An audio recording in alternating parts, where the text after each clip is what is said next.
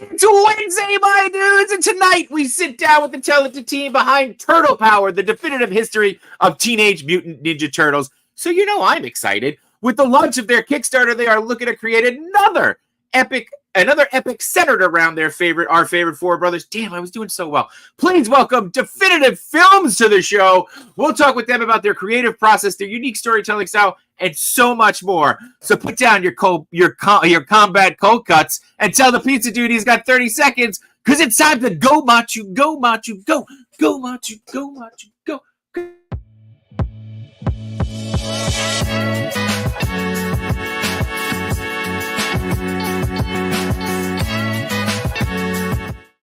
I was so close. I almost had it.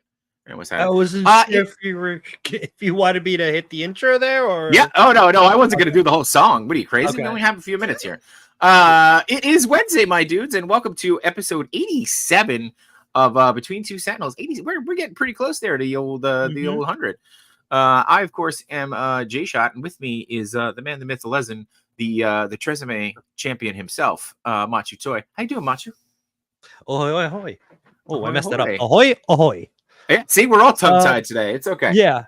I'm good. I recently got the... What did I get? I got the Spider-Man and Vulture 2-pack. That was pretty cool. That was that was super quick. Haven't opened it. Sitting right here. Yeah. Very excited to dive into it sooner or later. I just got Kang in today, and I haven't opened it yet. Nice. Yeah, and then made a little visit to our friendly neighborhood Chubsy Wubsy. We pay tribute to our tribal chief. Mm-hmm. Yeah. What? How is he? He's good. He's good. He's doing well. I picked up some wrestling figures. Been on a wrestling kick. You've been on a huge wrestling kick lately, yeah. Yeah. So. Yeah, that's about it. Just got home maybe 15 minutes ago, and yeah. Do you hit some traffic there? Oh. Yeah. Some traffic. And some Walmarts and Targets on the way back. Oh, anything good? Nothing. No, nothing. All right. Well, can't win them all. I mean, we had NJ ToyCon, so it's not like we're empty-handed this week. That's for sure. I got a couple of quick things that I did want to highlight. I got gifted a random turtle gift bag from our good friend Truly Outrageous 80s there. That was filled with lots of good things, like the Ninja Turtles don't do drugs, a wrap, so that was exciting to get. She also included in that bag this gem on the original cassette coming out of their Shells soundtrack, which if you don't know what a cassette is, you're too young to be watching this show. That's for sure. Do you have a Walkman? I don't, but I'm going to be buying one. I'll tell you that. So I got a couple other things here too, but we got some things from Duart. I know you picked up some stuff over the weekend from Duart. I've got this lovely box here that has a throne from our good friend Vitor, which if you guys haven't seen this, I think he's got it up on his site now too. So yeah, that's it lights up, and he couldn't figure out how to turn them off, so they're still glowing. Yeah, that's about it. I got some other stuff too, but I got this in finally. This Muerta figure. How is that? That's she's good. Like, she moves well. I will say, and this is a weird thing to say, but I'm gonna say it, so don't hate me for it. Her boobs hinder her arm articulation. Okay. Yeah. So, and you appear to be frozen, which is not good. And of course, Halloween birds, which are great. Yeah. So, yeah, I'm gonna. Oh, there you go. Now you're back, but you're potato not frozen. So, okay. Yeah, you are. I will see you right back then. Yeah, I'll go check in with the chat while you do that. And this is, hey, production gremlin. We keep going. Steve Barr was here saying Turtle-rific, Maximundo, Acapella, and Perry Stroke. I don't even know how to say that last one. Dom is in the chat as well. Josh Brown is here saying, I have company, got to go sit this one out. Josh, we appreciate you, man. I'm sure that you'll be checking in later on, and I know that we'll be messaging, so you are in good shape. Paul Morales is here. We've got Detox Hip Hop. What up? That's a new name. Welcome, and hope you stick around. Tom is here, also known as New York Reb.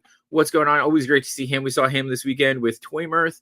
So that was a lot of fun, along with Lago and Henrock and Man Beast Boy, and so many others that were there. I'm going to forget people. Of course, the Toy Mayor was there, and he's going to be on another show tonight starting around 9 o'clock. So be sure to check that out. As I effort finding the actual name of the show he's going to be on. Yeah, he's going to be on. Hold on, 30 seconds, less than 30 seconds. He will be on Grippin' and Rippin' with Dave Wonder, Grief Rider, and our good friend Mr. Geeky, along with our good friend Toying Around. So go check that out later on. Dom's here. Dom was also at the show, saying Machu's hair is looking extra glorious. Must have done well at the Toy Con. Is that did you pick up a little extra moisturizer at the Toy Con? Is that what happened? No, I just don't know where I put my hair tie after. Just lost a hair tie. Dick Figs is in the house saying ahoy ahoy. We got King Eternal is here. There's Henrock. We were talking about him earlier. KJ Smith. I don't know what that means, Steve. Let's see. Yes, boobs hinder articulation. I'm sorry, dude. That was a legit thing. I don't know what to tell you. But hey, yeah. I stood up for you yesterday because we were talking about the Secret War. And the whole and how we both wanted Titania. Yes, we did both want Titania. So we do both want Titania. She looks great. Mm-hmm. So Detox, this is TMNT Collector. So that's awesome, man. Thank you for swinging by. And we appreciate that. I didn't realize it was a different account. I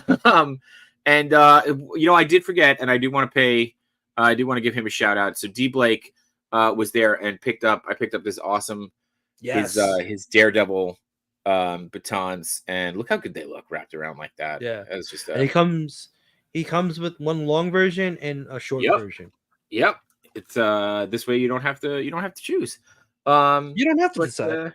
You don't have to decide. It was a great campaign. Too bad it's gone. There you go. KJ Smith says, "Dude, Machu's looking glamorous." No Diddy. no Diddy. No Diddy. No Diddy. All right. So I think we're a little limited tonight on a time frame. So let's bring in our guests right away. I'm excited to talk to these guys.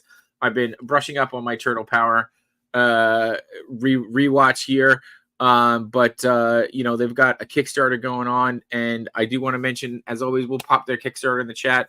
But as always, if you guys have a question, please put that in here, and let's ask some questions. And if you're generous with the super hat, we never expect them, but we always appreciate them. Let's go ahead and bring in Isaac and Randall from Definitive Films. I'll hit the button. Okay, I didn't want to double hit it. What's up, guys? How are you? Either. Oh, guys, I don't know what to tell you. My boobs totally affect my articulation. And mine didn't. I was practicing the whole time. I've been trying to figure out how to move my arms this whole time. And it's just, my boobs are they're too big. You know what else I found out? My hair, nothing like our man in the corner. Look at that. What a head of hair. Look at that. Yeah. I'm serious. She's a great figure. She just can't cross her arms. I don't know what to say. I'm a great human being, and I can't either. Can't cross your arms either. That's what happens. I'm a dad, and I can't get a slick do like our friend Machu there. Look at that. I'd pay for hair like that. Both of them have hair, Rand. I mean, both of them. Look at them go. That's okay. No, Machu's is epic. It's all right. J-Shot's got a nice do. Let's not lie. But you look at Machu. That's majestic. Don't look. Next time I trim it, I'll send it your way. That's Kurt Russell hair. Like, you look like that. You got that lion. You think I'm kidding? That's for real. I got shine going off my head that blind the camera. Can I tell you guys tell you guys about the time I bumped into Kurt Russell, and that's why I know his hair is majestic. Absolutely. Did you actually physically bump into him? I bet you did. Yeah, and you know where it was too. Yeah. Same place, the coffee shop, right? Yeah. So I'm coming out of the park. We were lucky enough, Isaac and I, and we had several meetings at Netflix where you're like, you go in the lobby at Netflix in Los Angeles is free a place where you would bump into. You bumped into everybody. Like, if there's someone at Netflix, you might be sitting. This is a thing that happened. I was sitting on a chair beside Ice Cube, who's waiting to go in, same as us. You don't just walk in and have a meeting. You wait for your person, like someone's coming down to pick you up and take you through the gates and up the elevator. You don't just walk in and go find your spot. So, oh wow, yeah, it's interesting mix of people. So I have been taught my first time at Netflix, they have a little coffee station, and sometimes there's someone there making coffee. But she said to me, "Do you want me to show you how to make?" And I was like, "Yes." It was a little like an espresso machine. I said, I really do." So she showed me how to make it. I said, "Thank you so much." And then I made a coffee. And as I make a coffee, McG walks up. That's weird, right? McG. Yeah, it's just a weird group of people. Yeah, Weird. For those who don't know, McG, directed Charlie's Angels and a bunch of other stuff. And he's like, "Dude, how do you know how to do that?" And I go, "I'll show you how to do that." So I showed him how to do it. So I was all smug, and I was out heading outside. And as I'm going outside to sit in the sun and drink this coffee and wait because I'm early, Kurt Russell is walking right towards me, and he looks like a male lion. Like he actually was like walking in slow motion too. Yeah, the hair just was like naturally blowing. That's what I was gonna say. His hair was like majestic, and it looked like it was in slow motion. And it was did he do a Christmas movie where he played Santa Claus? Is that I was just gonna say that's probably what he was doing there. That's what he was looking like. And I thought, yeah, this is the only time in my life I thought Santa Claus was hot, and I'm straight. So when I say to you, Machu, that you've got that Kurt Russell happening, you treasure that hair. Yeah, thank you. You treasure that hair. It's probably the same day that we saw Bob Saget there too. Ooh, R.I.P. Oh. R.I.P. Bob Saget. We got a couple quick comments here. Richard Reyes says hello, Feathers. Team of T Collector very excited. Look at him there. Look at who that is, Isaac. Yeah. Oh yeah. Yeah, I know. You guys hung out this weekend, right? Yeah. We saw that guy live. You saw him live. Yeah. So and Chubsy Wubsy is here, and Steve Morrow was questioned about Netflix. He wants to know if you had to pay $9.99 for the meeting. No. On a monthly Yeah, you have to have a subscription. Yeah. You're not allowed in without a subscription. Do you know how you pay? Go ahead, Isaac. The coffee and the M&Ms are free. That's all I want to say. That sounds like a trade-off. That sounds like here's how you pay. You get a lot of meetings that don't go to the places you want them to go. A lot. I was going to say, if you went in there without having a meeting, but a giant bag of M&Ms, just to meet some celebrities, just saying, "Hey, I'm here to refill the bowl." Dude at the gate is ready for that. Yeah. He's ready for that. And he's got a bigger bag of M&Ms. There's also straight up no parking, so you can't go. I hand over my license, and they're looking at Isaac. Where's his license? And he's like, "Holy!" Like, get the license out. Like it's like being pulled over by redlegs in the middle of Missouri somewhere. Like these guys are not playing ball. No ball. Okay. Oh my god! All right. Well, outside of your meeting at Netflix and what we just talked, I honestly, I'm here for it. I am here for it. And so is Ninja Turtles. So what's up, Joey? Thanks for being here. He had mentioned that he's doing some work with you too. That's right. For the Kickstarter, which is amazing. So, but yeah, you guys had you were in London Comic-Con, which stupid me thought was overseas. Apparently not. It's just up in Canada. Or was it now? Okay. No, listen, it's Canada. We can't tell story, but we'll say this: it has happened before. Many times That people going to London, England, have gone to London, Ontario. Yeah. And you know what? I used to live in Paris, guys. I was gonna say, just like going to Paris, Texas, right? But I was in Paris, Ontario. Yeah. I was about to say. Wait, so London Comic-Con is in Canada? Okay, it's in Canada. Yeah. It's also Canada has like every UK town, like Ireland, Scotland, England every town is European. Like European. Yeah, we basically can't come up with our own names unless you go far enough north that they don't speak English. Their actual language. Then it's like, okay, now you're in Katowice, and it's you're at a place that's hard to pronounce. Everything else is just England, but more land and less people. Yes, but love it. Geography lesson was not on my bingo card for tonight, but we're gonna roll with it. But London Comic-Con, Team and T Collector was there, Kevin Eastman there, Paige Tuco, a bunch of other people, and that's where Ernie Reyes. We got to meet Ernie Reyes in what what was that one?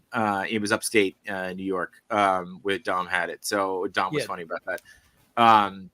Yeah, we got to meet them too. I heard Paige Tuco was doing much better.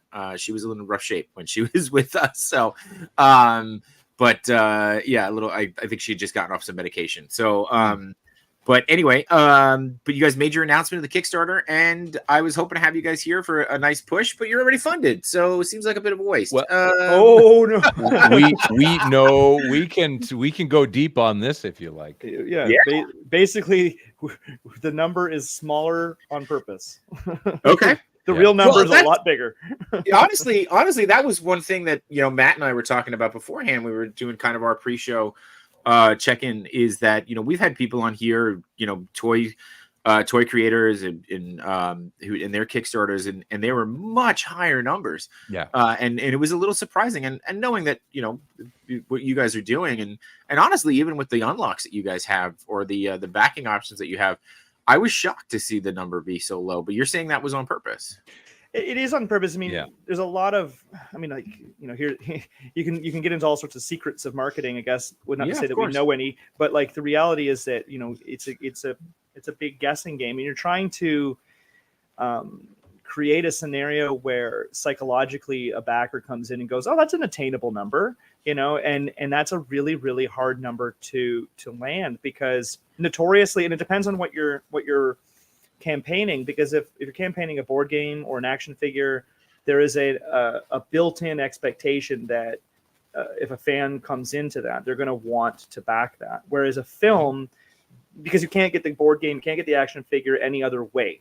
Whereas a film, there is this quiet thing that we're all thinking in the back of our heads, going, "Oh, I'll just download it. I'll just wait till it's streaming," right? Yeah. So there's a psychological game with films, and that's why even when you look at the average successful backed film on a Kickstarter is like something like $30,000. So to set a goal of $100,000 on Canadian on a Kickstarter for a film is actually quite high. But that's why when we came in there and said, if we're going to bring this film to the table that we've been working on for 15 years, this is sort of our last big hurrah. We've put an inordinate amount of effort and money and work into those things, or into that film, in order for us to even come close to recouping our expenses, even let alone our sweat equity put into that time, and even to finish it. That's why we wanted to elevate the project utilizing physical things like the books and the action figures and tchotchkes that are appealing, that tie into what we're doing, tie into who we are. And we'll get to it tonight. We'll address some of those concerns, because some people actually look at, even you brought it up, probably because you guys are toy guys, you're probably looking at it going, whoa, you're going to pull off toys knowing there's minimal runs, knowing there's costs associated with that startup. And there's answers to those questions, because we actually have people asking that now on our campaign, saying, wait a minute, we know you guys can do films. Can you do toys? Yeah.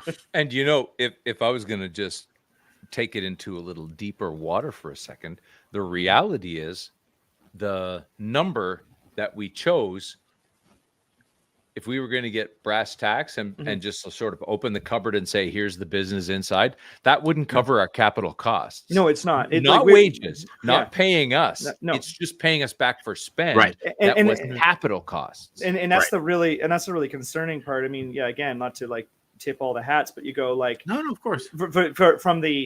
From like our personal perspective, I have I have to, edit the film, and with together, the three of us work on those parts. I mean, Randall and I have to write a book.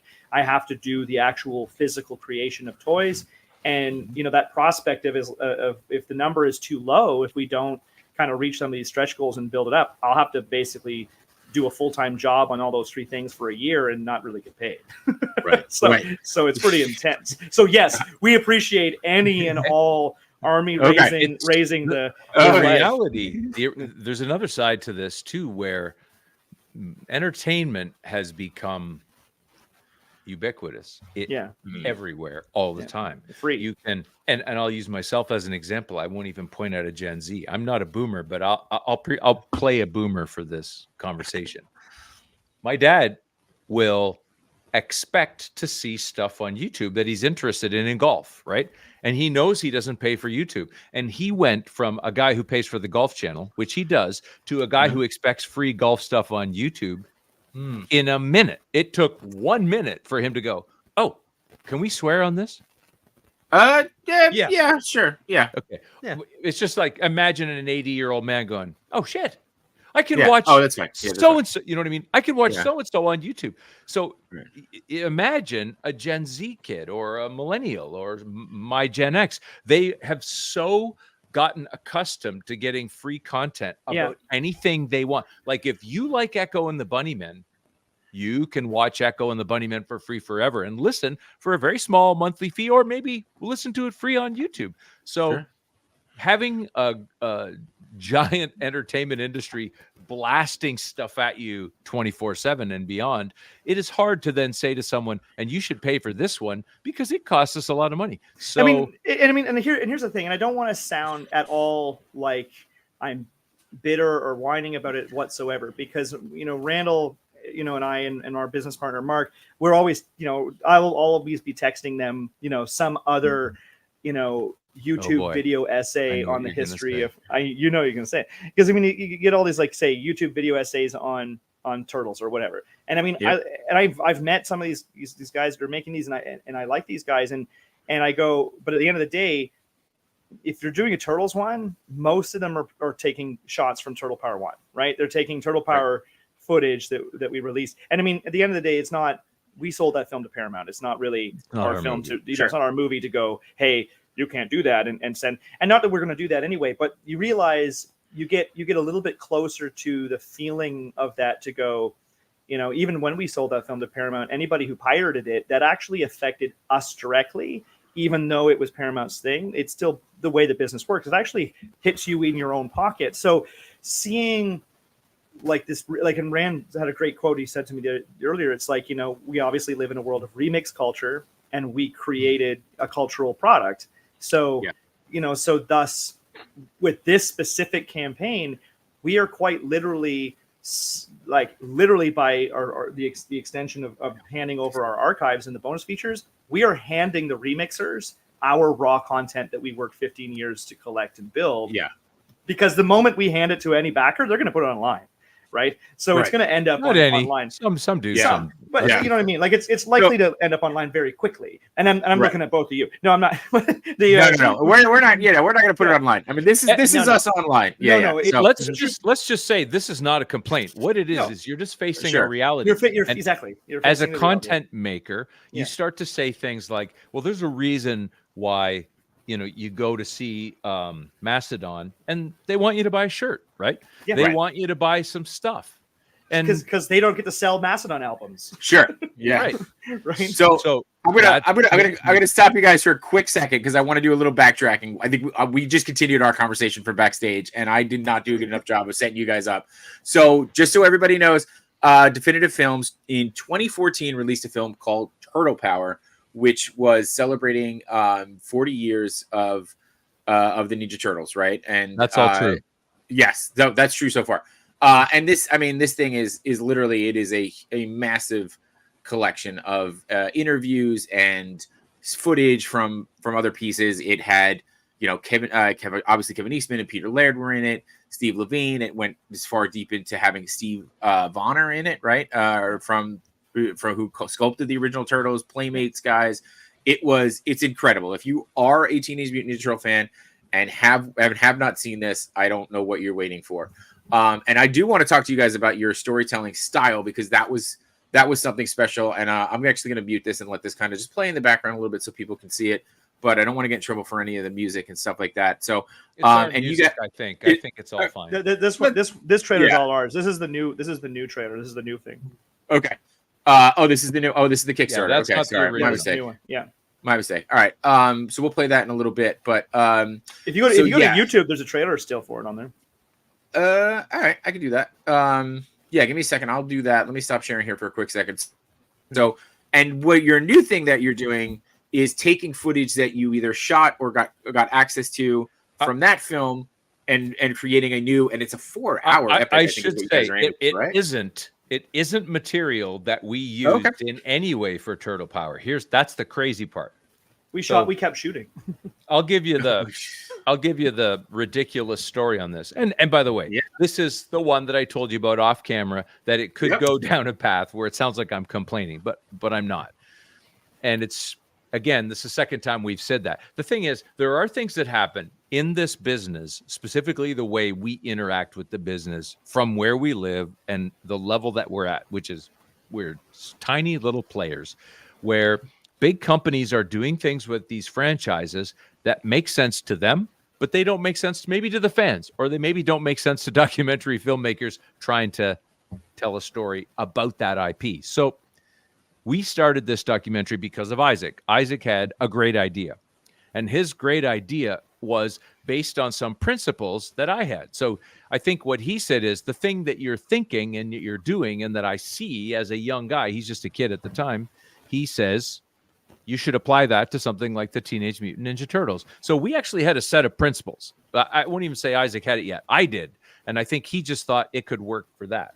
And that set of principles meant that we would go into this without permission. No one's paying us to do it. We're doing it on spec. And the idea was pre-Kickstarter, this idea that you would take something to the fans and go online, and this is our way of looking at it. And we're not breaking any rules. We're showing you what we think about this through the fans and that experience. When Paramount got involved, Paramount bought that entire franchise, as far as they knew, from Peter Laird.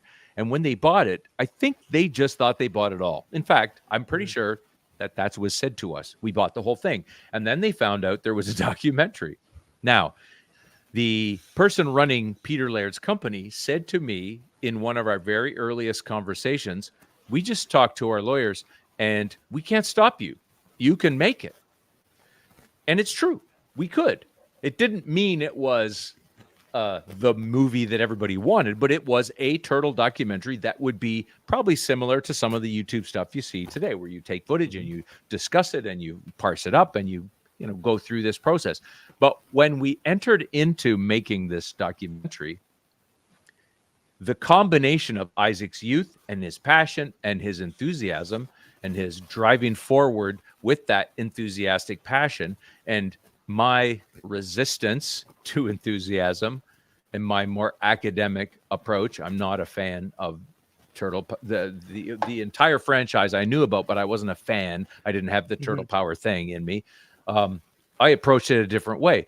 And the tension between those two meant that some of the companies would look at me and say, oh, he's not a fan. And then they might look at Isaac and go, oh, he's a fan. So we always had a way of saying, see, he represents the fans and the fans are being represented, and that means something. Right. And you could always go, but it's not a fan movie because here's this old guy and he's looking at it in this really academic way and he's a teacher. So that was a really good push-pull.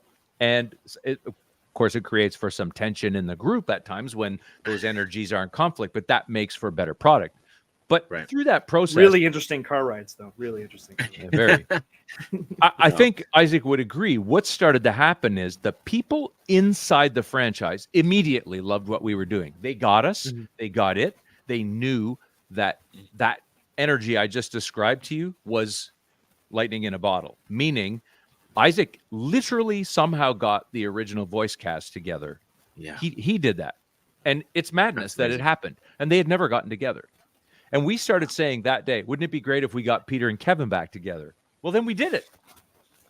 And a lot of the stuff that we aimed at that was big or crossed elements of the franchise would be stuff that Paramount would take longer to get to, if you know what I mean. Like we were just a little group acting quickly, getting lots of information. So we were getting information from people in toy companies and comic book companies and information from people in animation companies and the history, and Peter and Kevin themselves separately giving us material, and then all the people around them. And so we literally had our hands in the franchise in a way that the new owners of the franchise didn't quite have the same grasp. They were building, and I'm not saying we were better than them, because it just takes time to mount up. Sure. And you see what's happening. And just to not go down too far down this road, what eventually came out of that was that some people in the franchise said, we can't let them in. We can't let these guys do that thing I described, knowing too many things, because I think they thought we would go to YouTube with it, or like try and, honestly, I'll use another rude term, but dick swing online, try to get clout online or something like, oh, we saw behind the scenes and we got all this. We weren't interested in that, but I can see that they would think that. So people, particularly at Nickelodeon, said they're not allowed. And I remember a day at a Comic-Con when Isaac was he's in a really bad mood, and there's footage you could see him literally pouting, and me thinking we're going to have to barge in anyway, and our other guy, Kurt Lob, trying to jolly Isaac up, because they just told us, if you come in here, we'll kick you out. Wow. And then we decided we have to take the chance. Okay. So here's what's crazy. Nickelodeon didn't want us in. They were starting that 2013 to 2018, 2012, 2018 show, the Ciro Nieli show, and they were being very protective. But people inside that franchise were saying, how come you're not covering us? Because they knew Turtles, right? They're turtle people. They're not business people. And they knew that they wanted us to tell that story in the context of the history that had gone on. Ciro Nieli is a huge fan of the originals. So when that happens, that inner tension in the franchise meant that as soon as Turtle Power came out and was immediately successful, and immediately we did a good job of pivoting people to look at the Michael Bay movie in a little bit different light, right? It was like just a nice turtle story was that Paramount had the Michael Bay movie and the history. So you have these two things together. And maybe everybody doesn't like everything, but there's something for everybody. Sure. And that's a turtle thing.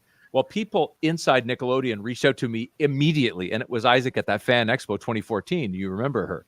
And she's like, why didn't you cover Nickelodeon? And she was a little put out. And I told her why, a version of what I just told you. And she's like, oh my God, everybody thinks that you just didn't do it. So I began to reach out to people inside the company and say, we can do this. Sure. But Paramount didn't want it. They didn't want that again. They had it. It did what they think it needed to do. And the line that was given to me was, we don't have an appetite to do that again. And I get it. Yeah. But people at Nickelodeon said, back channel, if you make that yourself the way you made the other one, they'll buy it. They'll have to buy it. Okay. And I believed them, and it was not true. Oh. And the way it was not true, it was not a lie. It's not that someone said that they would buy it and they wouldn't. It's that people change in the company and they move out. Sure. And the people that say this makes sense are replaced by people that go, what? Why would we do that? Yeah. I don't want your old business. And that's where we got stranded a little bit. Especially for a company like Nickelodeon, where there is a lot of high turnover. So, I mean, it's not, I've seen it, revolving door kind of thing there. So a couple of quick things. I got a question that I want to ask, and Rick Jones actually makes a comment here, but it's a really good comment, and I think we'll go into a nice kind of segue here. Yes, Peter Laird, Kevin Eastman are getting up there, and like you mentioned earlier, you kind of done some interviews with them. You were the first to get them back together. How much of the new stuff that you're going to be showing, or the new stuff that you're using the Kickstarter, how much of that is new interviews with them, as in I would say in the last 2 or 3 years, versus, found footage or previous interviews?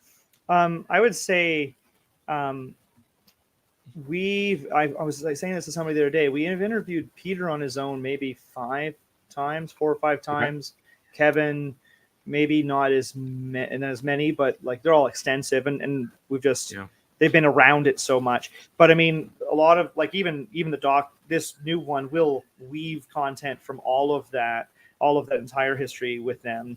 And you're right, the memories are changing, and we've been working with them for 15 years, and the health changes and time changes, these things. So we have seen that, but at the same time, we were also kind of right place, right time, where the sort of the genesis of this process, this film, comes from a moment where we had delivered Turtle Power 1 to Paramount. It goes through quality control, and it was I think it was early 2014, I think May 2014. Mm-hmm. And we at that time, Kevin and Peter had on their own had decided that they were going to do a signing together for the first time in 20 years at the Rochester Comic-Con there. And so we decided, even though we'd handed the film in, We still had some work to do on it, but we couldn't add much more to it. We made a deal with Paramount to allow us to add a few shots at the end, but no audio. So we went down and filmed them signing, because we thought, well, what a nice button to put on the end to say, look at them after all these years, they're signing together. And so where we were signing, for there was a couple days there, they were signing. We were only 20 minutes north of Dover, New Hampshire, where they had invented the Turtles together in the house back in '83. So it came up in conversation, and like Rand said earlier, we had been working towards, like, hey, what if they got back together? What if? And we would kind of always be planting these little seeds as we went. And so we were there, and Peter turned to us and said, it occurs to me that, we're just north of Dover, and Kevin and I haven't been down there for a while. And we're like, yeah. and Randa's still teaching at the time, and we had to like not go to work the next day. And literally, we were supposed to go home as Peter's saying that. So and we're like, you know what? Let's like risk Rand losing his job and let's stay. So even though, again, we couldn't put that footage into the film, but we went down to Dover, and everybody, came, Kevin and Peter and Peter's daughter and his brother, and Kevin's wife, and I put the microphone on, or microphones on both of them, and it's an empty lot because the house is gone. And I said, listen, guys, just walk around the lot, total trespassing. And we've all done it. We've all gone down to the lot. Like, yeah, that's fine.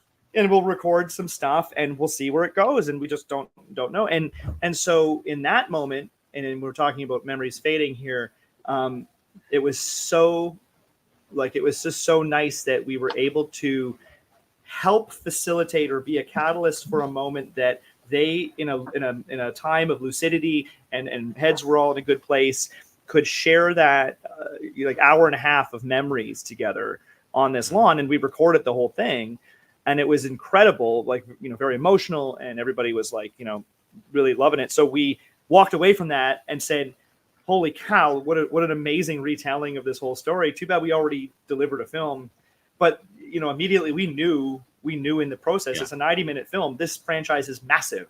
We couldn't cover everything that we wanted to in the first film. We knew that. We won't, spoiler, we won't be able to cover everything we want to in this 4-hour film. It's literally impossible, right? So we in that moment, we're like, okay, we could keep going here. And that was the kind of the beginning of a door opening that is still, we're still here. That's 10 years ago. So.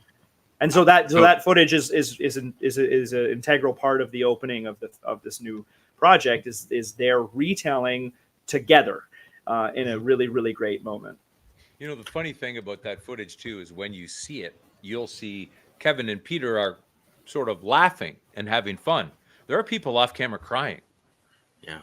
The energy between the two of them is nice and sweet and cute, and you can see that it's a little tenuous. They're coming together and just talking after so long, and it's so difficult to do that if you have old friends, but their families were so touched by it that it was so resonant. And so that's why we knew we wanted to use that feeling. We thought the fans would love that. Yeah, I mean, Peter says it. He says to Kevin in that footage, he says, it occurs to me that I haven't spent more than 2 minutes with you in the past 20 years. Wow. And so it was like, there we go. That's crazy. Yeah. And then having footage like that's something that's special, and I'm glad that you are going to share that with us in this upcoming piece. And obviously, like, at you guys' core, right, you're storytellers, and that's very clear just by the way you're talking to us tonight.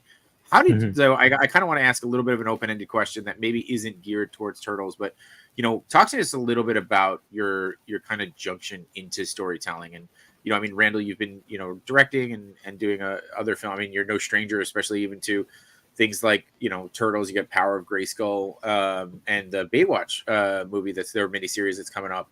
Like what's kind of, in your own ways, right? You're each unique in your storytelling. Like, what's kind of how did you individually get started, and then kind of find that you guys mesh so well together? Why don't you go first, Isaac? Because yours will make more sense, and mine will sound like an old man who's coming out of the sea with a mystery story. Yeah, and also, I mean, like, quite literally, Rand, I don't think we have time for your story. He won't stop. Real quick, Isaac, sorry, I just want to comment here. I'm never going to cut you off, but Real Life Perspective shows his Power of Grayskull is one of his favorite documentaries. So nice. There you go. Just wait. We had someone text us that said it makes it sound like all we have is the Dover stuff that's new. That's not all that we have. Yeah, sure. That was the impetus for the doc. That We was have 10 years ago, and we Okay. kept shooting for 10 years. So- Yeah, to answer your Incredible. question, over the last several years, we've spent time with Kevin and Peter separately and together, recently together. We're using the best of that yes, the best in of all the of it. documentary and Okay. mixing it with the material we have from that Yeah. moment. And that was a question that some, and sorry, just to last moment on, is it like that was something that somebody said right away. I woke up the next morning after the Kickstarter started, and people had a whole thread where they were saying, "Oh my God, it's all just regurgitated footage from the old thing." And I'm like, "Nope, I have shot so much more stuff for the past 10 years. It's a ton of, and of course, I think where they're getting that is the idea that there's all this archive of what we call B-roll, like the old VHS tapes and the stuff that we've collected. That has existed, and we've built on that over the years, and it is still being built. So that's the kind of thing that yes, we're finally releasing that all. Anyway, sorry, go ahead. You had a question about so our process. Your storytelling history. Yeah. I think. Yeah, I mean, like, so I'm obviously of the three of us, we have sort of primary functions, I guess you could say, but that each of us our skill sets land in, and then we kind of trade and fit all the hats together. So I'm more of the visual camera and production design and cinematography guy. Randall's obviously story and writing and directing, and Mark is more post. So for me, I entered the business, I went through film school thinking I was going to be a director, but quickly realized that really it was lighting and camera and cinematography that I was more drawn to. So I came into the business thinking that I wanted to do, quote, real movies, real films, like Terminator. So like basically I wanted to be a cinematographer of narrative films. So I was always on that path, and I'd always, done things between reality television and music videos and commercials and, small docs and moving into movies. So at some point right out of film school was when I was working with Randall and Mark on music videos and stuff like that. So my storytelling style was always very much more based in the visual, but also in the sort of historical nuts and bolts and sort of, for lack of a better term, kind of a journalistic kind of perspective or a detective perspective. I love to dig into these minutia details and go, look at this interesting thread that we can draw from here to here, like the detective, putting yarn and pins and boards. So that kind of thing was very much my style, and then which mixes obviously very nicely with Randall's, which he will now say. Oh, that was a perfect tee up. Couldn't ask for a better segue. Yeah, so I come from a time and a place where there was no humans. Nothing. I was about to take a drink. I almost had it. Fossils. And then you had to crawl out of the primordial muck. And you're like, oh, finally somebody showed up. Here I am. There's a guy, and it was me. I'm waiting. Yeah. And then there's evolution, and that takes a long time. Yeah, this is what I told you. We're going to be here all night. And then I remember the Easter Island, that Rapa Nui, those were amazing. When I grew up, I was born many long decades ago, and there was no connectivity for me living in a small town at the time for the things that I liked. If I liked something, it would be a scrap that I would see or a scrap that I would hear. And I had a kind of a brain that is probably on some kind of spectrum of something, or is probably broken in some way, ADHD, you fill in the blanks. Back then they didn't check, they just hit you with a stick. And the idea was I had to make my own understanding for David Bowie or Wolverine or the Fantastic Four or Alien. And I was building this stuff just to get to know what anything was. And I was trying to explain this to someone recently with Echo and the Bunnymen. You would see that name on a compilation album, and you could spend years and never know what they were, where they're from, what it meant, never find the next album, because we're in a really small town. So this idea of compiling disparate pieces of material and putting them together and making these really in-depth connections was combined with something I have called synesthesia. So I have a near photographic memory and my senses all mixed together. So stuff is extremely resonant for me and sits there. And Isaac will back me up on this. Whenever people say that's bullshit, Isaac can say, no, you can sit beside him. He has no notes. He just knows this stuff because it's so built in my mind, these giant connectivity structures. So when I got into the industry, I had a terrible head injury and I had amnesia. So imagine that guy gets amnesia. And I started having to rebuild. And in that process of rebuilding, I was writing a lot. And in that writing, I started discovering a way that I could pivot material that was here over to something else there and use it over there. And this is in the early 90s. And I knew that the internet would become part of that, even though it was nascent.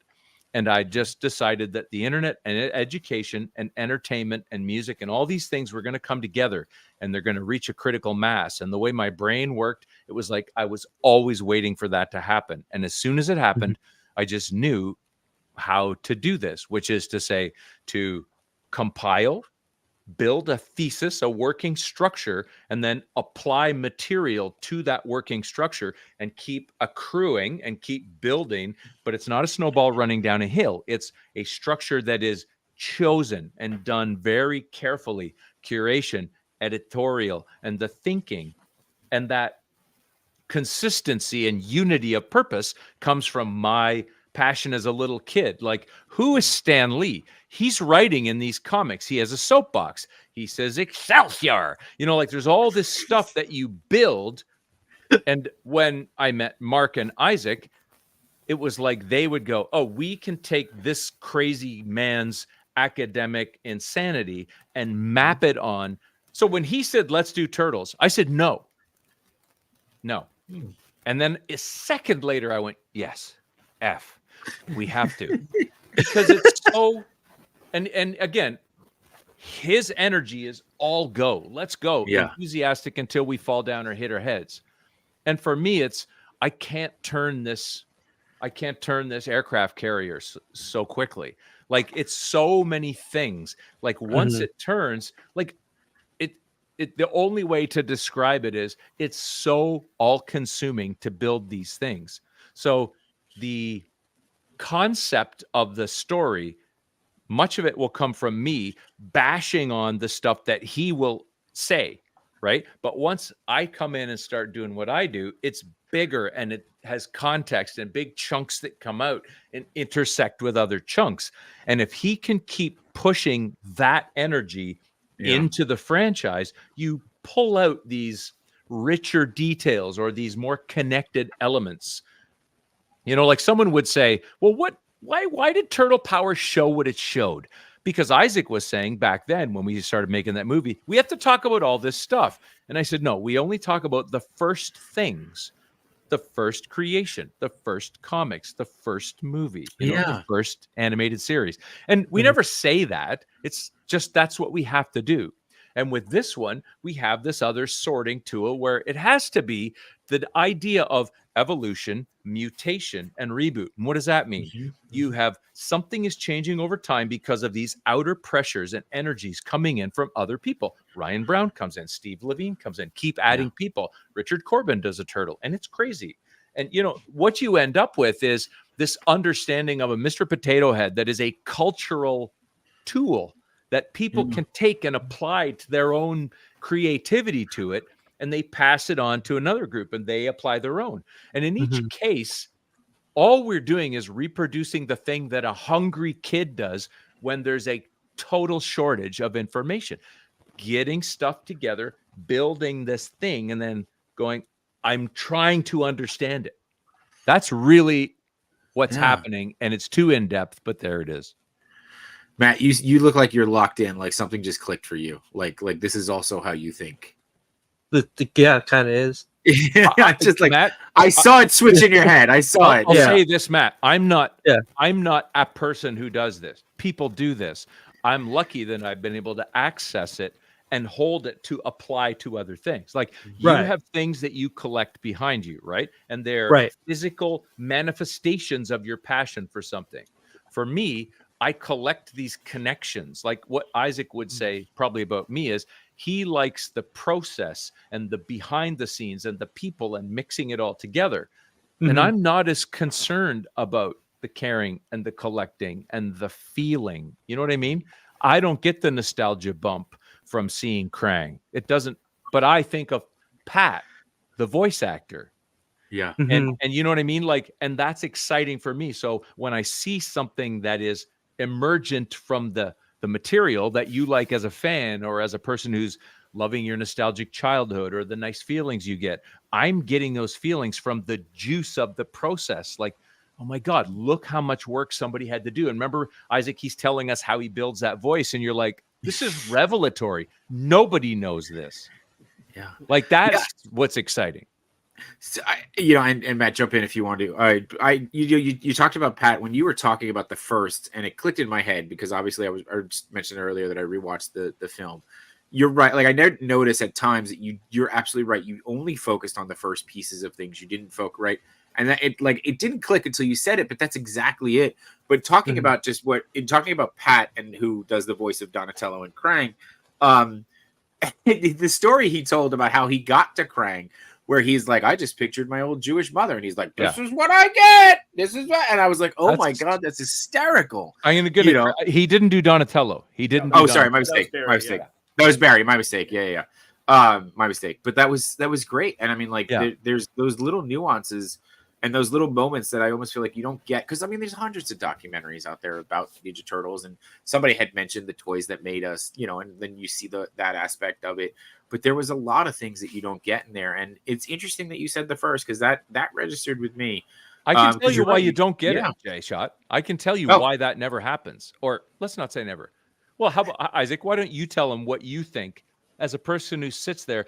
Just so you know, Isaac has been beside me for almost every interview. So I'm an old man and he's much younger than me. He's been hammered into this place where if I got hit by a bus, he'd be able to channel that.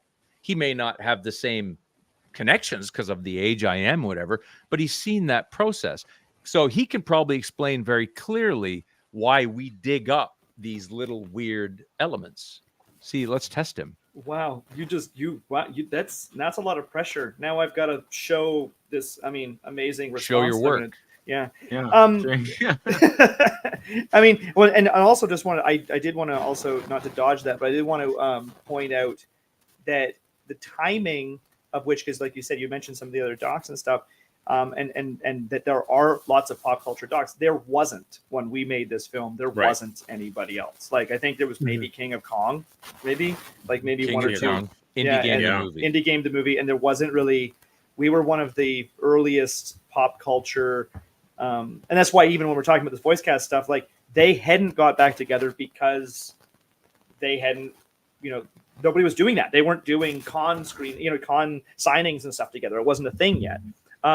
So I mean, it is really tough to articulate the process that we do, and like Rand mentioned, like not having the notes and sort of letting the story reveal itself through the connectivities that we're talking about. And then I tell you what it is.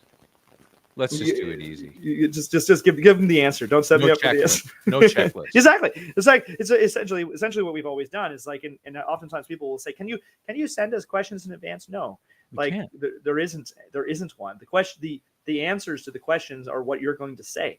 That's just it. I mean, we're not going to talk to them about something they don't know. What you find, guys, is that people, and this is not a knock. I am not criticizing people because. Sure. You don't have to make a movie, so you don't have to do this. But people, when they talk to other people, especially people they respect, they don't really listen. And they're not asking a question to get beneath. They want to hear the thing they want to hear.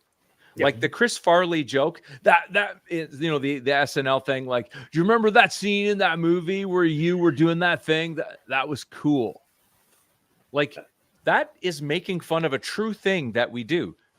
If I bumped into David Bowie in 1985 or whatever, which I did, the thing that I would probably want to say is, "You're awesome." And he'd probably say, "I know." Right? Like that's the interaction you have. But when we're sitting there talking to Pat Fraley, I don't have that fan checklist, and zero. So whatever Pat Fraley says, I am 100% listening to Pat in that moment. Yeah. I have a resource of things that I know, and I have Isaac beside me as a fan think. And so Pat Fraley says, I do this voice, it sounds like that. And I think that's an odd voice. How do you, like, what's the process of getting to that? Like, physically, what are you doing? You know what I mean? Like, I'm not saying things that are from the place where you go, I like that. Let's talk about that character. Check. Okay, do the next character. And the tough thing, and actually, the what's really is really advantageous about our working relationship between Randall and myself is that it allows for the room for both of us to think in those distinct ways. Whereas in the event that I do sometimes have to do it on my own, I have to wear both those thinking hats. I have to simultaneously listen like Randall would listen and try to avoid, as much of the expectation in myself as I can, while doing the thing I do when Randall is there, which is to go, what's the information bite that we need? What is the one thing that Pat did do that I do need to remember as a fan would want to see that in the film? So when there's the two of us working together, it does really work nicely as a tag team, because I'm behind the camera and focus on my job, but I can then listen knowing that I'm going to edit the story later and have to build in elements that are related to the actual production of this show and not some other show that Pat did. So we can then work back and forth between Randall and I to find the center of what we need to say there. So yes, not checklisting. And also, Randall, I'm just going to add this too. It's interesting because you can apply the thinking of what we're talking about here in this listening to not only life itself, but to acting in a very real, in a narrative structure way. I mean, when I did go to film school and we did in directing class, they oftentimes brought in the book was Directing Actors by Judith Weston, and it was all about, like, you can never ever say to an actor, and it's no different than an actor talking to another actor, but it's no different than us talking to an interview subject. It's never tell them to be sad. It's You're trying to get a thing from the other person. So are you cajoling them? Are you convincing them? Are you whining to them? Or whatever the ing word you're doing to get the other person to say the thing and draw it out, rather than say, hey, cry. Yeah, so I can give you a couple good examples of how this plays out. And again, this is not me saying, oh, we're awesome. This is saying this. Have we bored everybody to death with the process yet? Yeah. No. I mean, I'm fascinated. I'm fascinated by it. I can't speak for anybody else. Yeah. So I mean, I'm sorry. We're excited about it. No. You can see that we are. Yeah. And Rand was worried that we were going to talk about toys only.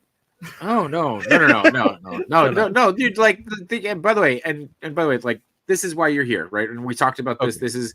It's not so much that you were going to talk about toys or only Kickstarter. I was interested in your creative process. Like I mentioned, that I thought the film was different. The film was different, right? The way it's laid out is different. There's a lot of different, aspects of it. So, certainly, like, it was not only going to be about toys, and that's for sure. And maybe you can use this tip on your next one. But Unworthy says that his wife gets him to cry by showing him bank statements. So you can put that in a little bit of your directorial back pocket there. He doesn't have to show me. I just go, my phone. It's an ongoing situation. I'm crying right now.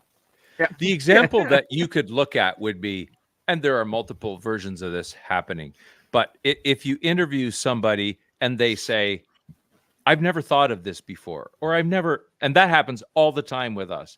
They go, oh, I've never really thought about this. And then we win because you get to see on someone's face as they have a thought, and it's rolling and collecting energy as it goes. And that's more exciting than the canned response, right? What was it like working with Brad Pitt?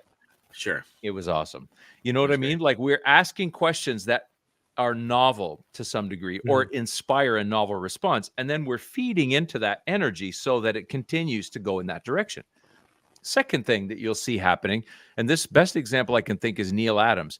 I will often say something dead wrong to make the other person correct me. And when they correct me with vigor, they're really making their point, and they're like pushing, that's ridiculous. Why would you ever say that? And then they explain, and you get a better thing out of them. And often, if that person's paying attention, he's grinning at me. He's like, "Oh, you did it again. Listen to him correct how dumb you are." Yeah. And that's effective. Yeah. TMNT Collector wasted no time to tell me that Pat didn't play Donatello. So I think that's exactly what he was doing as well. Yeah, he was typing that with so much Woo! force. He broke So a much bone. bigger. Yeah. So you baited him very well. That was I did, good. right? Yeah. Yeah. I got him. I got you.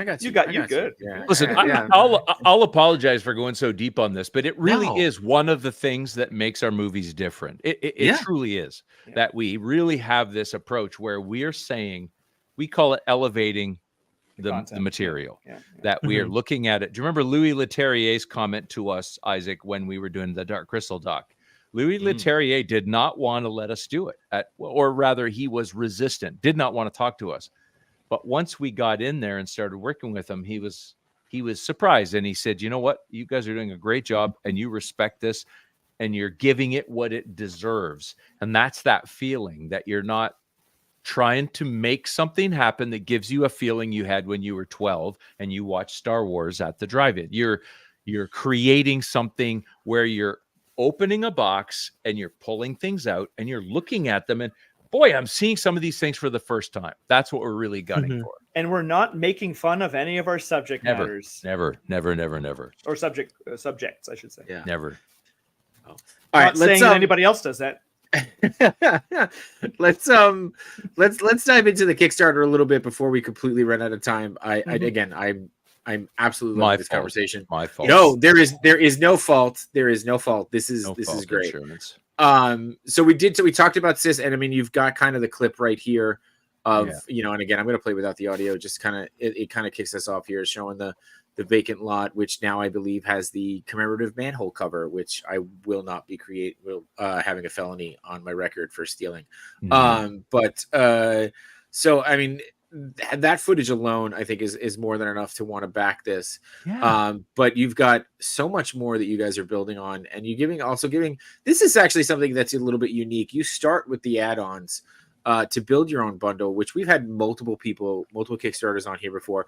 I think we've got a pretty good record of about like 98% of our Kickstarters that we've had on here have been funded. Matt, feel free to correct me on that. Wow. Also, I think so. Here it is here. What to do, baby? So I thought that was really, but there's so many different add-ons, levels here, or reward tiers, whatever you want to call them, that you're really hitting on whatever your nostalgia, whatever your collection may be, right? So you've got the book, you've got the film. Also, I thought it was pretty cool that you guys were releasing a rough cut as one of the tiers for people to see, which is really fascinating. Talk a little bit just about why the variety. Before Isaac gives you the real answer, I'll just say a theoretical answer. What you find is people reach out to you after you produce content of any sort, and they let you know. And some of the stuff that they let you know is what you did that was wrong, what was dumb, what they didn't like about it.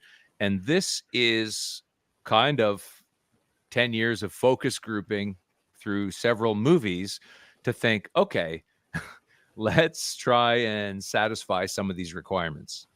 I mean, the truth is we can never actually satisfy all of them even still. That was my next line. Yeah. It's impossible, Yeah. but this is us trying to try. And also, Isaac, you go ahead and tell them what you've been doing with tchotchkes and toys and cool stuff. Well, as I mentioned off the top, like, it is really, like, again, film is a tough one. And again, if we're going to elevate this specific project high enough to recoup some of the expenses of making the film, we're taking kind of the risk on the book. The book is a sweat equity risk, but the toys particularly are a risk because we're actually developing the upfront process. So to jump on the thing you mentioned right there with having the add-ons up front, we actually moved that up front recently, actually after the thing launched, because we realized that because you're trying to make that menu structure of tiers digestible and not have way too many menu options, we didn't want to have like a tier where it's like just the toy, and then another tier that's just the book,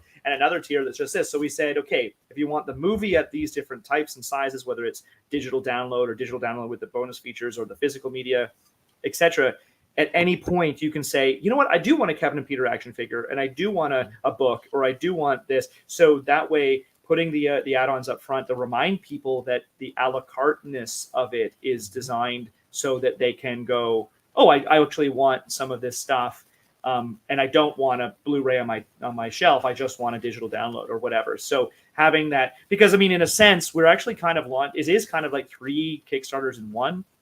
You have action figures in the book, and the film, and all of its bonus content. So trying to simultaneously take advantage of those 3 at once while not making it too confusing for a backer because it's 3 at once. So it's like basically that's what we're trying to accomplish. And some of those things, like, you know, do, like I said earlier, we do require some explaining, because, like, yes, books and films, you know, people can get, but the action figures alone is kind of a big, it's a big one for everybody. Yeah.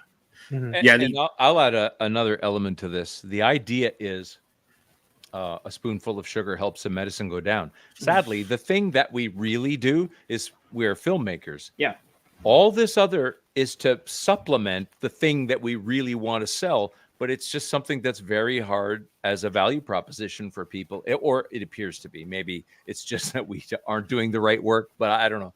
It seems that way. But at the same time, the toy side of it is actually, it is advantageous, because I've been developing a toy company for the past 6 years as well. So that's a whole other thing. Oh, nice. Wow. We'll have to have you back on to talk about that as well. So and you know, to your point, Randall, where you said what you guys do is film.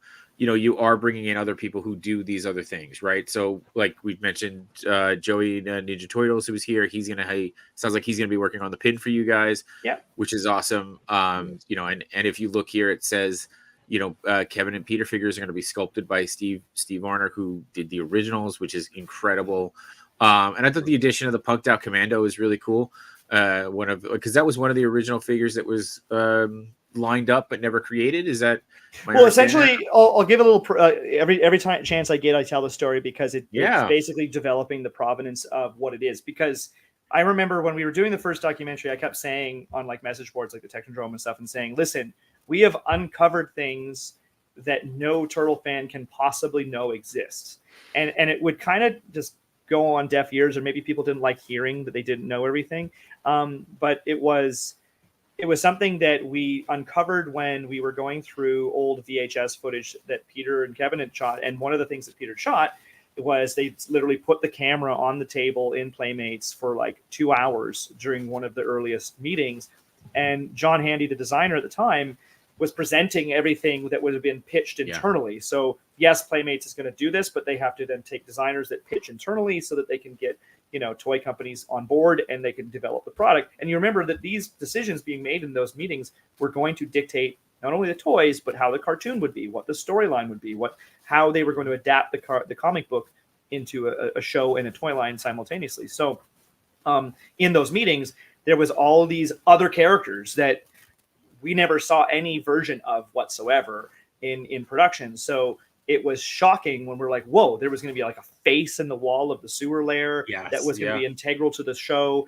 There was going to be these bad guys were all human. And so that was the first time anybody had ever seen or known anything about it when we had pulled that out for the doc. Now, since we put the doc out, Rad Plastic did put out a book with those designs in there. So those are the only 2 places, our doc in Rad Plastic, and now a little bit of the Toys That Built America shows a little bit of it, that sort of showed, yes, there was this other version that could have been where it would have been, this is all the bad guys, this will be the toy line, this will be it would have set the tone for everything. So, you know, it would be in the cartoon, there would have been no Bebop and Rocksteady. So Peter and Kevin, specifically Peter, kept pushing in that meeting, you know, I think we should have like mutant animals. It should be mutant animals. And so that's where we got Bebop and Rocksteady, because he was drawing a punk warthog and a punk rhino in that meeting. So this is our way of doing an action figure that ties into the content we found while doing the doc, that has never been done before. And if we have enough people wanting them, we'll do other ones in there. And then of course we're going to do the Kevin and Peter. So if you want, I can show you a couple of these prototypes real quick before I have to peel out. Absolutely. I'm gonna have to jump, guys. You may have of course. My phone pop. Yeah. So Isaac's gonna do some show and tell. I've really enjoyed talking with you. Once again, thank you, Randall. I went deep, and I apologize. It's okay. Don't worry about it. No apology needed. Thank you. No apology needed. We'd rather you go deep than shallow. Let's put it that way. So, it's such a challenge for a shallow guy like myself. all right. Thank you so much, Randall. Thank we you, appreciate guys. the time. Thank you. Congratulations. Isaac will, and thank you. Isaac will do us justice for sure when he shows you these rad products. Can't wait. So we'll touch on some toy stuff, and then unfortunately I've got to go and deal with kids That's and stuff. But so here's the cool thing. So you mentioned that Steve Varner, we kind of dragged him kicking and screaming out of retirement. No, he's a good guy. But the reality is this may or may not be kind of the last toys that he ever does. He is working with his daughter on these, but we're probably going to include more people in the community. So while we are utilizing, Varner's skills as a sculptor and his history with the brand, unlike probably anybody else, well, I guarantee unlike anybody else you've ever talked to about making toys or doing figures, we're not going overseas with these. So this is where the work that I've been developing here for the past 6 years as a toy maker has kind of come into play. So this is going to be our first big attempt to do a fully articulated figure. And that includes, aluminum tooling, injection molding, traditionally done. So a lot of the art toy figures that we're used to seeing are cast using silicone. So they're hand cast, they're using pressure pots, they're using smooth on products. I'm used to doing that type of thing because in my work as a cinematographer and an effects guy in movies, I've made suits and parts and props that are made using these processes where you create physical molds and you mold them with silicone and you make your parts with resins. I thought naively 6 years ago when I was going to make Toy Nights that I was going to do it that way. But of course, those resins are toxic. You can't sell those to kids. Yes, the adult collector community, we buy those all day long and God knows what they're doing to us, but that's fine. So you can't sell those to kids. And my goal was as a toy maker was to make products for kids. So this process of developing ways to do the aluminum tooling, which as probably most people know, is the most expensive element of setting up toys. If you're going to make toys, you have to make molds, and those molds have to go into a giant injection mold machine. The molds themselves are thousands and thousands and thousands of dollars to produce. Of course, you want to then make tens of thousands of toys with them to make money. So we've actually developed a way of reducing the cost of making the molds and brought the machines into the shop that I'm sitting in now. So the figures that I'm going to pull up right here they're early prototypes, are the ones you're seeing on screen already. But like here's the Pontiac Commando, for instance. This one came out of the 3D printer bad, so his hands are screwed, so I'm gonna have to redo him, and he's missing his snot tubes that go into his nose. So like what a great concept. Now, immediately people would point out the fact that he is in the pose that he was in the concept art, which Steve did directly from that, and we're not going to do this pose. We're going to push all of these toys into the thicker, chunkier Playmate early 90s Playmate style. So the legs and the arms would be thicker. He will be in a more front-on pose, with the legs bent, the standing, straight forward, that kind of thing. Yep. So we're gonna radically change this guy. Also, of course, this is something that oftentimes sculptors do. They borrow things. And I think most people can recognize what that is. Is that a proton pack? Yeah, it's a proton pack. Sure is. So we just put a skull and crossbones on it because the drawing didn't show the back. So we're just like, I'm like, make some tech, and he's like, I'll just stick this on here, and he changed a few of the things, which I think that's kind of fun. We may or may not keep that, but this is just it's an early prototype, and again, like, because we're developing our ability to actually build at the same time, that means we get around all of those things when you're going overseas, where you don't have to worry about minimum orders. You don't have to do 5,000 of them to make this a reality. We can do 200 of them. We can do 100 of them. Right. But obviously the cost is still in the R&D and the development and the tooling. So if we do enough of these as part of the Kickstarter, we're opening it up to do at least 2 more of the other bad guys in the line. All of them get custom card backs, which are over there somewhere, that Ali Espinenzo has done the art for, and they're fantastic. So they will be packaged and done that way. They're not necessarily, and this might break some people's hearts and get me in trouble, but they're not necessarily going to have the full articulation. We don't know exactly yet, because that part of it is going to be the learning process for us. Yes, we know that we can cast things, we know we can mold things, we know we can make the toy, we can do paint masks and those type of things to get the toy made. The tolerances when it comes to like ball joints and insert molding and stuff like that, that's a difficult thing. And I so actually happen to have these Ghostbusters sitting here. So one of the options, is that Ghostbusters had straight swivel hips forward and back. We may or may not go that route, or just keep the legs solid. The arms would be like this, like which the original Turtles shoulders were like that. This is easier to do because you're taking the buck, which is the center core, splitting it in half, sandwiching it together, putting a screw through the back, and your articulation is there. The Turtles obviously had now this is the rubber one, which is not a fair example, but it obviously had that little Y shape in its hips inside. So we're not going to do that because literally we're figuring this out as we're going along. So this is the Kevin and Peters. The Peters, this one came out of the mold again. Like my 3D printer is having a problem today. So these are pretty cool. Now, as they are now, they look like Kevin and Peter in a neutral pose. This is not posed for toys yet. But the thing that Steve and I are actually literally today, right now, I'm waiting for him to send me another STL file, is again taking this proportion, which looks human natural, and bulking it out so that its legs are too big, its torso is too big. It's making, we call them the chunky Kevin and Peters. So we're making them chunkier it would be stylized. Because here's the thing, is it like when they were sculpting, again, these Ghostbusters guys, these were sculpted in wax by hand. So when somebody is sculpting this arm, this is probably as thin as it felt comfortable to do, because you're literally sculpting a physical thing this big in your hand. So the toys naturally even this is actually pretty thin, really, when you think about it, but it had a more chunky, naturally, just the way that you're sculpting. So because these are sculpted in a computer, your size is abstract. You're like looking at it zoomed in like this, like this close, and you're like, that looks small enough. And then you're like, and you print it, you're like, whoa, wait a minute, his fingers are too small to come out of the mold, or his glasses rims are too thin and they just break right off. So it is a different, but yet, here you can see, we've already got, say, stylized sizes to the straps and the T on his shoes, which was a fun little nod. So we're playing with the nods. We're playing with all the accessories. Actually, I'll show you. I might be able to show you through my phone onto the camera, which is I was just drawing like a really rough sketch tonight for Steve of like the sprue. Oh, wow. Right. So in this case, it's like he's got a broomstick handle as a bow. There was this wooden katana they always had, a toy Triceratops, a comic book, a camcorder, and a slice of pizza. Just pizza. Yeah. Right. So, and then Kevin's will be other relevant Easter eggy things. Right. That's awesome. So yeah, like we'll try to like have all of that, those nods and the style. But again, we're developing this to be produced here.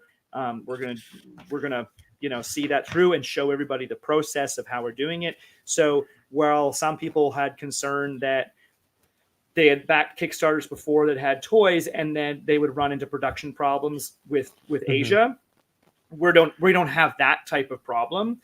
Obviously, I can't say that we're not going to run into different things, but I can't pull them down there over there. But we have made our tooling before. We've done things. Actually, here as an example, I'll just grab that. Yeah, that's fine. We could fill time. I think earlier Machu never mind. As an example, this is a metal tool that we've done for this toy soldier, right? Oh, wow. So this toy soldier has incredibly high detail, right? So to get that kind of detail into the metal is where it's expensive. So this is actually a tool that we've actually produced and done injection molded parts. This is a rubberized toy soldier. He's actually just in one color right now, but he's got very, very high detail. And so, yeah, we've actually gone through the process of producing metal tooling, and we have injection mold machines here to make toys. And I mean, yes, this is a 2-inch figure, but this is his arm is a separate piece. Both the arms are on a separate mold. The head is this big. So it's like, you're just taking 3 of these and sticking them together. So TMNT Collector is asking for you to send him the prototypes. I'm curious if you would send out the STL files to a couple of us who, might have backed early or something like that. I think that could be a cool little. Yeah, you Just never know. At the end of the day, that out there, yeah, just yeah. And throw if that you have out 3D there. printers, I'm sure we could find somebody who's got a 3D printer and make them happen. So yeah. But and I know that you said you have to jump in a few minutes, so I mean we are coming up on our time here. And I will throw it out to the chat, or Matt, if there's anything that you wanted to ask about before we kind of wrap things up. I mean, I'm pretty. There was a lot that was said that I'm still. There was a lot, It's a lot going on. Yeah, this is going to be a great rewatch episode where you're going to go back and really pick out things. Which, to your credit, what you and Randall said earlier, this is the way that you guys make films, where there's a lot going on and gives a lot of rewatch quality. So, with that being said, Isaac, you guys got the Kickstarter. It's live. Everybody go check it out. I'll bring it up one more time. It's live until I had it in my notes, but I closed them. I think it's live until October 20 something. 14th, like 14th, 20. Around it's a 30-day Kickstarter. So it's we went live September 15th. So I can't stress enough that even though we're super stoked that we've made the goal, we've cleared the goal. By the way, it's only a fraction of the interviews. There's like 100. That's incredible. There's so many. And can you put the link in the chat?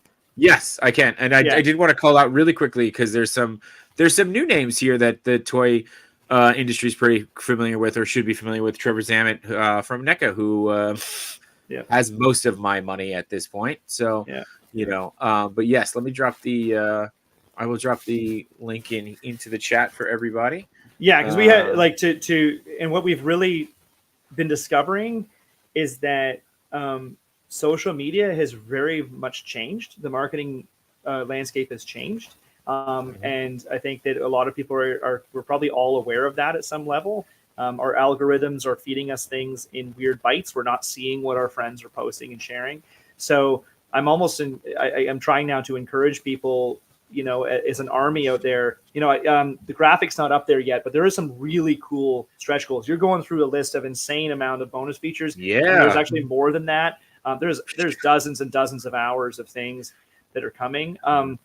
The truth is that we have stretch goals we want to get to with Steve Barron, the director of the first movie. He can do commentary on all our dailies that we have, like half the first movie in dailies, like where you can see the raw footage, the unused, the never, ever, ever, ever before seen deleted scenes and stuff like that, with Steve Barron commentating on that would be one of our stretch goals. That's not listed in that one, but it's actually going to come out tomorrow on the new list. If we get to enough characters, we'll do more of those. The really fun ones are like, if we get high enough, we'll go down and shoot all of the rest of Steve Varner's archives of all of his prototypes. Wow. So we want to get back in there and really do some more work. So that only happens if we are successful enough, and we're only successful enough if our army is motivated to tell their friends. And I don't mean just put it on your Facebook. Phone your friends. Yeah. Just do it anyway. Don't even talk about us. Just phone your friends. I should just stop there. But phone your friends, text your friends, tell your friends about it, because the truth is, I don't think your friends are seeing what you're putting on Facebook. It's just not happening. Right. It's not happening for us. That's for sure. It's really, really weird. The more we try to push into social media, it's just not sharing the same way as it used to. So we're coming along. I roll my eyes because we're coming along and doing a Kickstarter at a time when, social media marketing is like collapsing. It's okay. There's plenty of social media to go around, and we will definitely be pushing this as hard as we possibly can. Like I said, you've already got my money. So you already got me back there for, I think I backed for the ultimate bundle there. So, I didn't look to put my name in the credits, but, for sure. And, TMNT Collector here is saying he's been pushing the Kickstarter like he starred in the film. Yeah. So, he's one of our biggest, our best cheerleaders. I gave him some pom-poms. Hell yeah. He's fantastic. He's one of our best guys. I would like to see that as one of the tiers that Dave will do a Go Ninja Go style cheer for you, and I'll lift him up with one hand. Yeah, I'm in. Say less, my friend. But yeah, there was a lot said tonight. There's a lot of really great things, and a lot of nuanced things that I really do want to go back into. But honestly, I think I'm going to wrap this up with Dave's comment of the biggest thing said tonight was Randall's wide words of I'll try, you know, and it's going to be his new approach to everything. So, you know, with that being said, man, Isaac, thank you so much. Randall, thank you so much for being here with us. Machu, you know, you got anything coming up that you want to promote that you're going to be at? I don't think so. I think no. Well, all right. Yeah, I'm good for now. Migos tomorrow or no? I don't Maybe. think so. I don't think so. Okay. No. All right. I haven't been asked. Okay, maybe. Who knows? We'll see what happens. The night's still young. But guys, thank you again so much. Check out Definitive Films Instagram and go check out the Kickstarter. Check out their website. There's a lot of great stuff on there. And I mean, you guys keep making amazing content, and we'll keep promoting it for sure. And Dave says he's going to interview Vanilla Ice for the film. So there you go. We'll make it all happen. But whether you're watching live or you're watching on the replay, we appreciate you guys. We appreciate you being here. We wouldn't be here without you. So thank you again. And, you know, get out there, go make some content, go be proud of yourself. And Machu, cue that outro. Let's go. See ya. Bye.